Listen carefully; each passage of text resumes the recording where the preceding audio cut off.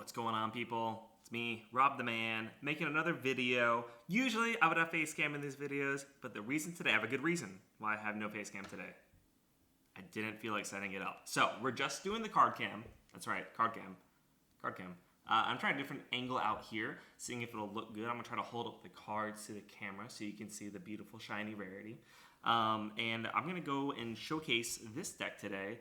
I call it the Destiny Hero Plant deck for Tengu plant format. That's right, Tengu plants. Haven't heard it in forever. Who plays this freaking format? And funny enough, this is a deck from forever. I went 7-1 with this at a Tengu Rumble in the Tengu Plant Town Discord back. I think the tournament started in either February or March of 2024. So over a year and a half ago at this point. I thought this deck was really cool when I played it. I spent a few months tinkering with it before I actually played it in the tournament, and it went really well. And I never really had a chance to make a video on it. I really wanted to. I just kind of got caught up with life and everything. So decided to just make a video now. I'm inspired. I'm feeling creative. And somehow putting a camera at a playmat and talking about cards is creative to me. But so let's get into the format of the deck profile. Less yapping from me, more talking about the cards. So this is called Destiny Hero Plant. So this is what I'm calling it. The idea of the deck is you're going to be replacing the Tengu from the Tengu plants with the Destiny Heroes, and I guess Stratos. What you're going to be doing is you're going to be discarding Destiny Hero Malicious and Destiny Hero Diamond Dude and Destiny Hero Plasma to Destiny Draw, which is now at 2 in Tengu Plant format. That's right. It's in 1 at Edison, 2 in Tengu Plant. So we're going to be abusing that power, plus the additions of Darks to play Dark Arm Dragon and draw more cards to our deck, make powerful synchro plays, the typical stuff you expect from plants. Just kind of a different engine that has its own weaknesses, some strengths, some weaknesses, and we'll talk about all that. So let's just get into the deck profile. We're going to be starting off with Elemental Hero Stratos, 2 Destiny Hero Malicious, 1 Diamond Dude, and 1 Destiny Hero Plasma. So we got the man himself, Stratos, just as good here as he is in Edison format. Let's do one card. The 2 Maliciouses from the Duels pack, Astro Phoenix, I believe. That's Astro Phoenix. And a Diamond Dude and his disgusting Rarity. Oh, his Ultimate Rare looks so bad. And actually, both of my copies do not look very good. But still Ultimate Rare nonetheless. And Destiny Hero Plasma, Big Daddy. So we're playing all of these Destiny Heroes. The reason why, of course, is because we have this card, Destiny Draw. You can discard 1 Destiny Hero and draw 2 cards from your deck. This card is at 1 in Edison. It's a long-time power card. It's very good in other formats like Perfect Circle, and I believe is it Trooper format. It's at 3 before. So this card goes to 1 for a while because it's so powerful with Destiny Hero Malicious and Diamond Dude and Plasma, and it comes back to 2 in this format. So the ability to discard a card like Destiny Hero Malicious and bring it back the other one from the deck to make powerful synchro plays is really realized in this deck. You get to churn through your deck a little bit more, drawing 2 to find your boss monsters like Dead and BLS. And Plasma is actually a really good card. So fun fact, Billy Break, in his original Tengu Plant deck, before the SJC, heavily considered actually playing Plasma over the Spirit Reaper that he played in the deck. Spirit Reaper's at 3 in this format. He just chooses to play 1, just a 1-of. But he almost decided to play a Plasma, and it's pretty self-evident why. When you look at the plant engine, it makes lots of tokens with Dandelion. You get a lot of free monsters with Spore and Glow Bulb, and you have Scapegoat, which you can summon Destiny or Plasma attributing 3 Scapegoat tokens if Scapegoat wasn't activated that turn. So Plasma is kind of a huge wall for a lot of decks in the format. Specifically, Agents can really struggle to deal with Plasma. If you were able to suck up a Master Hyperion with this card, let's read the effects of Plasma, by the way. So this card I think it can only be special summoned by attributing 3 monsters on your field, and then once per turn, it can equip a monster your opponent controls to it, and it gains half the attack of that monster.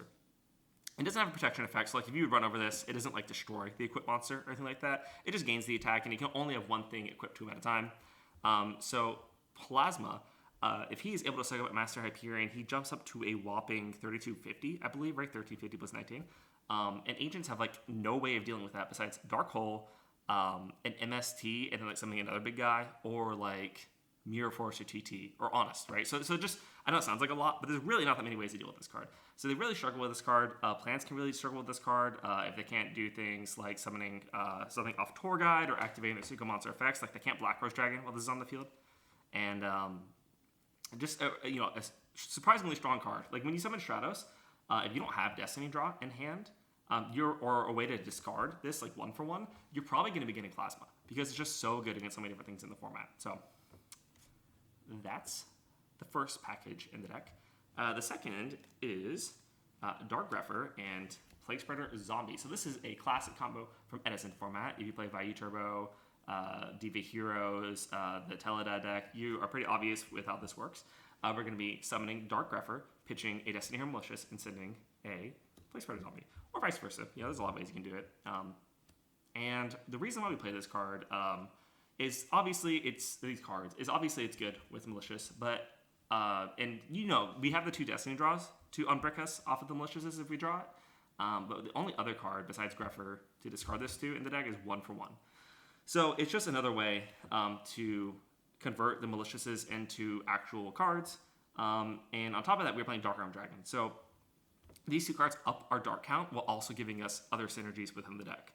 Dark Grepher is a card that, unfortunately, as the Yu-Gi-Oh! Timeline goes on, or at least in the next couple of years after Edison, it gets really outclassed in multiple ways. Reborn Tengu is a very powerful card in this format, and obviously it has the same stat line. So the Reborn Tengus can just crash with this and then go search another Reborn Tengu and attack you again. It gets hit really hard by Effect Veiler. So if you pitch something to this, it's cost, and if they Effect Veiler it, you don't get the send. So it's just there's a lot of things that kind of go wrong for Dark Grepher. It's still a good card, and actually gets a lot of play, I think, in later formats like Dark Warriors or something. I'm not super familiar. But it just, here in Tengu format specifically, it has a lot of difficulties with being... it has a lot of adversity to get through. I'll just put it that way. I will always say that. So, but those are the reasons we play the card. Next, we play the same Tour Guide from the Underworld engine that you would play in a regular plant deck.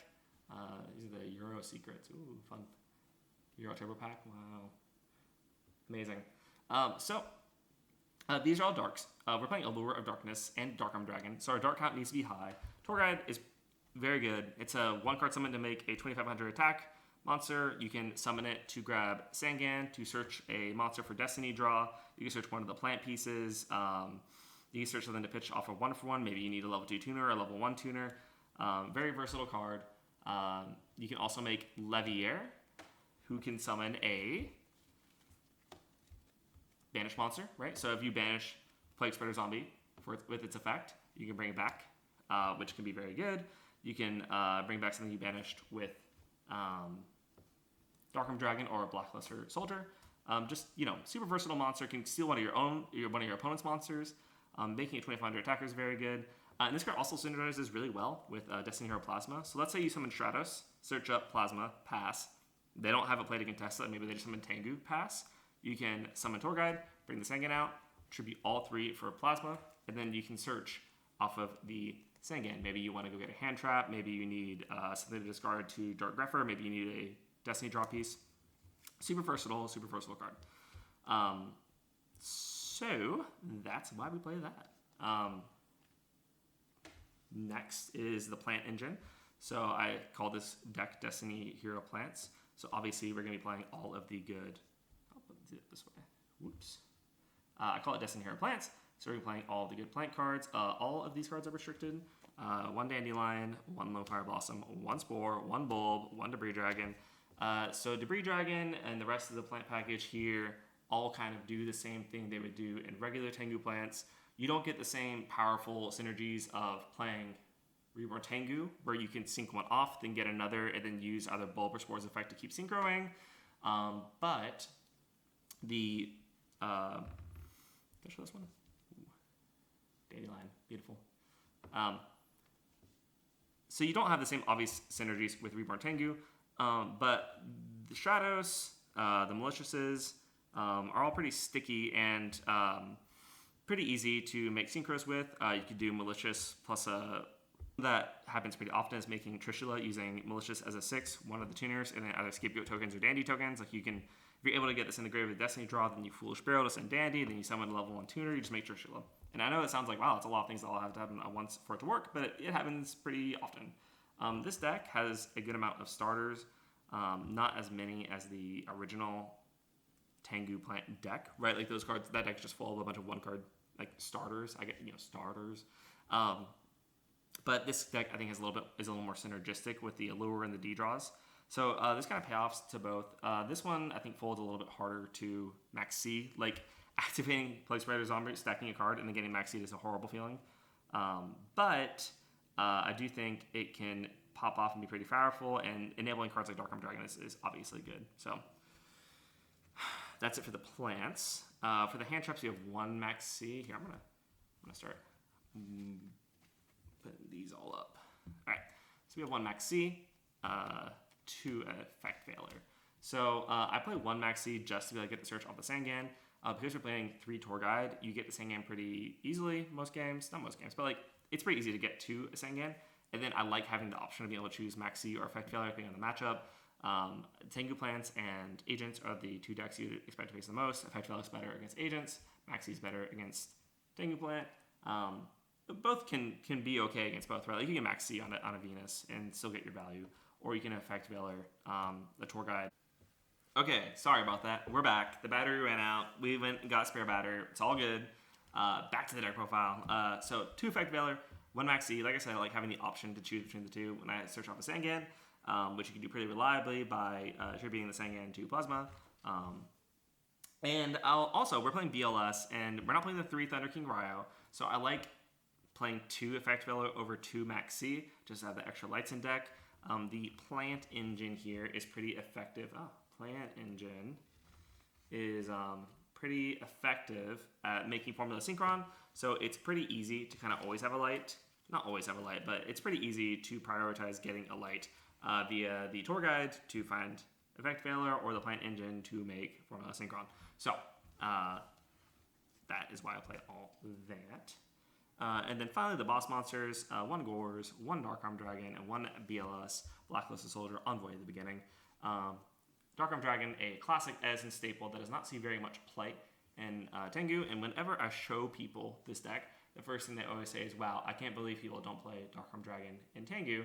I can't believe no one's ever thought of it. And it's like, well, actually people have thought about it. People have thought about it quite a bit, and people have tried it a lot. But the issue is that Dark Arm Dragon is only as good as the Dark Monsters in the format it's it, right? So the Dark Monsters in Edison with the Black Wings and the Vayu Engine and the Greffers and the Armageddonites are all very powerful cards in that format. But here, they aren't as good for the aforementioned, because of the aforementioned Effect Veiler and Maxis. But also, all of the cards that kind of come out from Edison to this format, not many of them are darks. Like, not many good ones are darks. And so the way that we enable this, obviously, is with the Destiny Hero engine, taking advantage of the fact that Destiny Hero or Destiny Draw is now at 2. We play those to enable this. And also, just another thing is that Hyperion is kind of like a better Dark Arm Dragon in a way, right? Like, it has 100 less attack, and it has less pops, but it's just so much easier to summon. Like, you have to jump through a lot of hoops to summon this card. So while as good as it is just like I don't want to say underpowered. It's just contextually not as good as it is in Edison, right? Notably, we do still have Prio in Tengu Plant format, so you still get your guaranteed pop, unless that's all morning. And it's still really good once you summon it. Like summoning Dark Arm Dragon, then dropping BLS, and then making like a synchro using your Malicious and Plague, like Stardust Dragon to protect from a Dark Hole or a Blacklist Dragon, very good. Speaking of Blackluster Soldier, we don't play many lights in the main deck except for the 2 Effect Veiler, but the deck is so good at getting to Formula Synchron that it's usually not an issue if you are prioritizing it once you draw it or thinking ahead and trying to prioritize making Formula Synchron. You can also make Ancient Fairy Dragon with Malicious plus a 1, so like you can use Malicious Effect, summon Glow Up Bulb, make an Ancient Fairy Dragon, Glow Up Bulb Effect, make Stardust, and then drop BLS, right? So also we have the Armory Arm combo. We have Armory Arm in the extra deck. So it's still something you can do is equipping Army Arm to BLS for guaranteed lethal into an attack position monster.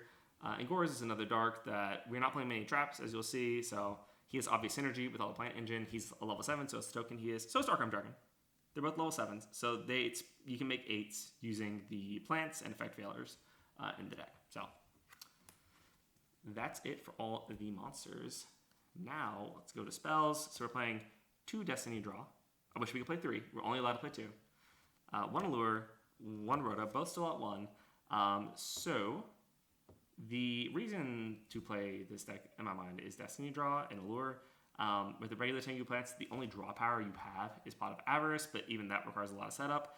These are pretty low, I don't want to say low committal. Like, there's a high deck building cost to playing these cards, right? Like, you have to play the 4 Destiny heroes, plus you have to play Stratos. I mean, you don't have to play, but you might as well play Stratos. In Allure, you have to fill your deck with a bunch of darks. I've tried it like in regular Tengu plants, and there's just not enough darks to support it. But being able to turn through your deck of like one-ofs is very powerful. Being able to dig to find the cards you need to enable your combos, like finding BLS or Dark Arm Dragon, finding the 1-for-1 or the plant you need, right? Just really good. That, in my mind, is the advantage. I think this deck is much worse in the Max C and Effect Failure than regular plants. So you're subjecting yourself to maybe more draw power and card selection, but subjecting yourself to a possible worse matchup. I think just against regular Tengu plants, right? Because they have the Thunder Kings as well, which stops the search from Rhoda, from Stratos, and can negate any of your big plays. So, but those are those cards. Put them here. Cool. Next are the cards you would expect to see in a regular plant deck. Scapegoat, Foolish Burial, 1-for-1 Minecon. So Scapegoat has the synergy of being able to be tributed for Destiny Hero Plasma. Foolish, you can send Malicious or Plague in addition to your regular plant stuff.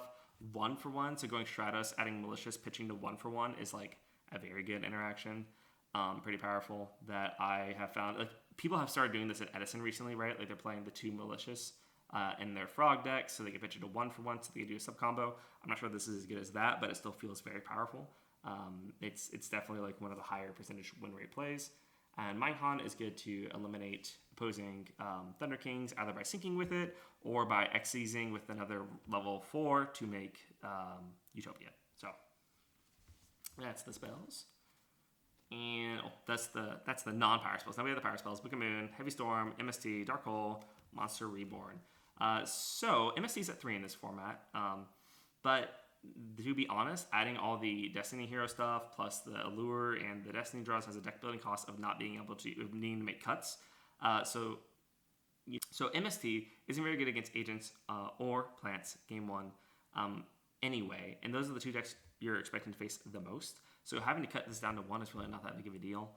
Book of Moon is great to defend against effect failure, and these 3 are just staples from this format on for at least a couple of years, I believe, until they all start getting hit again. They're almost plays, and I just want to highlight this beautiful LOB first Monster Reborn. Just looks stunning, very nice. Shout out to my friend Jacob, who sold this to me when he ordered an unlim Monster Reborn and he got sent it first. So he's gracious and kind enough to sell it to me. So that's actually all the spells. Now that we've gone through all the power spells. We'll go through the traps: Mirror Force, Solemns, TT, and Trap Dust Shoot. Trap Dust Shoot is still unfortunately illegal in this format. I wish it wasn't, but because it is, we are playing it. And something that you'll notice here is I'm not playing Solemn Judgment. Just a quick note on Solemn Judgment in Tengu. I don't think it's great against plants or agents. Those decks both have a lot of extenders, and losing half your life is not something I think you often want to do. If I was playing more back row, I would consider it, right? Because in a triple MST format, it's pretty hard just to set 1 back row and expect it to actually ever resolve against anything.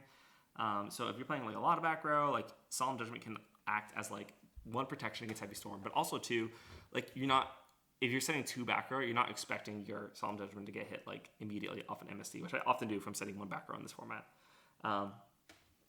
Another card you might expect to see in this kind of deck is Return from a Different Dimension, because you are banishing stuff with Dark Arm Dragon, BLS, Plague Spreader Zombie, Malicious, and I think it would actually be pretty decent, but there's just not enough room. Like, I'm not sure what you would cut. I really don't want to cut any of these traps. MST is already at 1.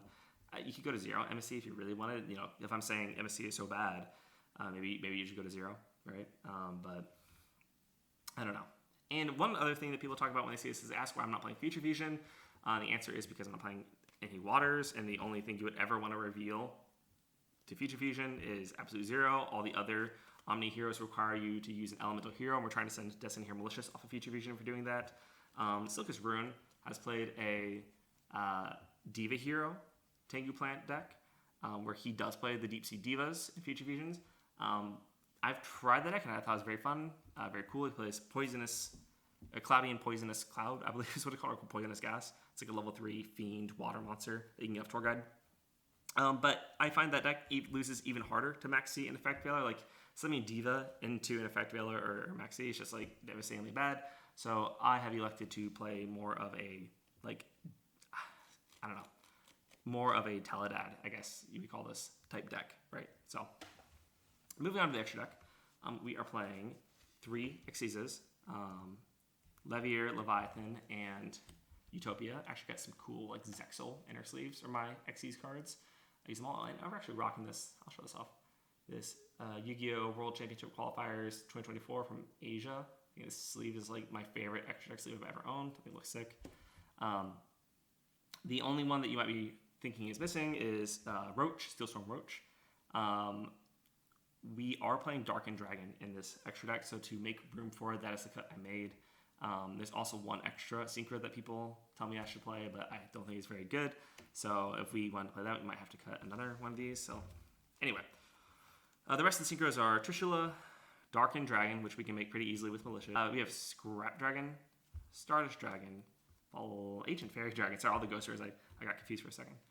Black Rose Dragon. And something I want to point out about Black Rose Dragon. Black Rose Dragon actually got it at RBT Maryland in 2024. My friend Cody bought it before the tournament and said whoever does the best will get this for free. He got it for $100. And I got top 16 at the event, which is fun. And we actually all signed the card. So it's super beat up. I don't know if you can see the signatures, but me, Steven, Dom, Jorge, Cody, Shaggy Powers, we all signed the card. And my friend Matt, of course, how can I forget Matt, dude? He's the Tengu plant god. Me and him got top 8 at Ultimate Time Wizard Vegas 2024 with him on the Tengu plant seat. One of the best Tengu plant players I know. Anyway, we all signed it. And so I use it as my main deck, my main extra deck copy now. Even if it's so beat up, I think it looks cool. But also it's a great memory with my friends. So anyway, Black Rose Dragon, Brianak, Orient Dragon, TG, Hyper Librarian, our ally of Justice Cataster, Army Arm, and then the Formula Synchron in German. It's the Formel Synchron. It's the only, I think, printing of Formula Synchron in foil in this style of template where it has the limited edition above the text box. So it's the reason why I use this. I obviously prefer English where I can get it, but this one only comes in German. It's one of the Advent Calendar cards. So yeah, so this is a typical extra deck you would expect to see out of a plant deck. The only weird thing is Darkened Dragon over a Roach.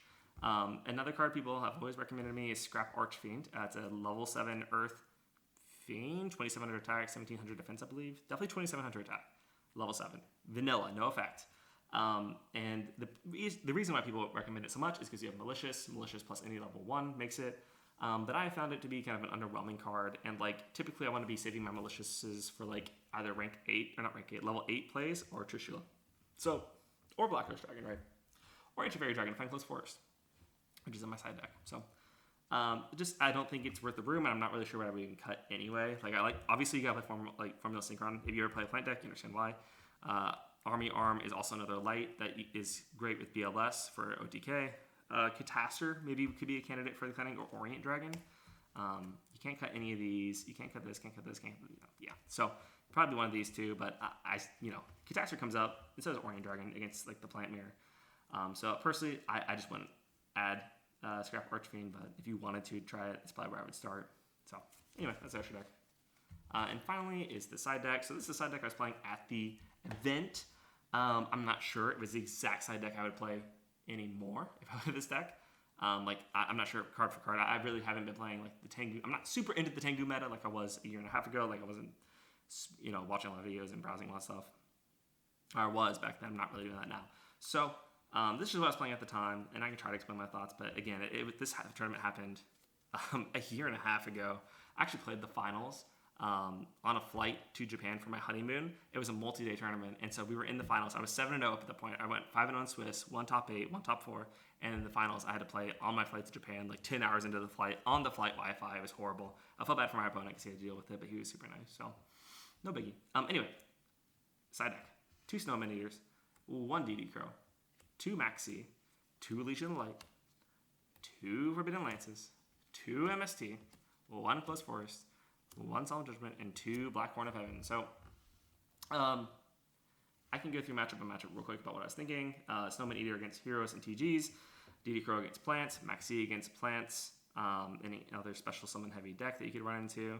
Legion Light is great against Agents, Forbidden Lance against Heroes and TGs, MST against Heroes and TGs, Close Forest against GKs. I guess these would come in against GKs as well, obviously. Solemn Judgment comes in against any back row heavy deck, and the 2 Black Horn of Heavens come in against Agents and Plants. This is a card that's like really impressed me. Whenever I ever play Tengu and I said this, I'm like, wow, this card is like Solemn Warning, but like it costs 0 life points. So yeah, that's the side deck. It's pretty straightforward. The only thing that I think is maybe a little weird, like, is why am I playing Solemn Judgment here? And I've explained why I don't really like Solemn Judgment in the main, and I bring it in against the back row heavy decks where I don't feel as afraid of death as I do, because a lot of these like Tengu play decks like can just output like a lot of damage in one turn, Agents and Plants especially. So I personally just like it here in the side deck. If I play this event again, I might not even side it anymore. I might just cut it completely. But it's hard to say without playing a lot again. And speaking of playing Tengu plant format, if you're interested in playing Tengu plant format, I would encourage you to go to the Tengu, I believe it's called the tenguformat.com. They have a Discord and a website where they have all of the rulings, just like edisonformat.com. They have all the rulings, all the most recent topping lists, and it's run by Quinning, who is an incredible community member. I really can't think of someone better to be in charge of like all the tournaments in a format than him. Super nice guy who really has a lot of passion for the format. So shout out to him. I'll link everything in the description. I'll throw maybe like a splash of the website on the screen, and I would definitely encourage you to check it out. That's all I have for you guys today. I hope you enjoyed the deck profile. Let me know what you think of the deck, and that's it. Peace.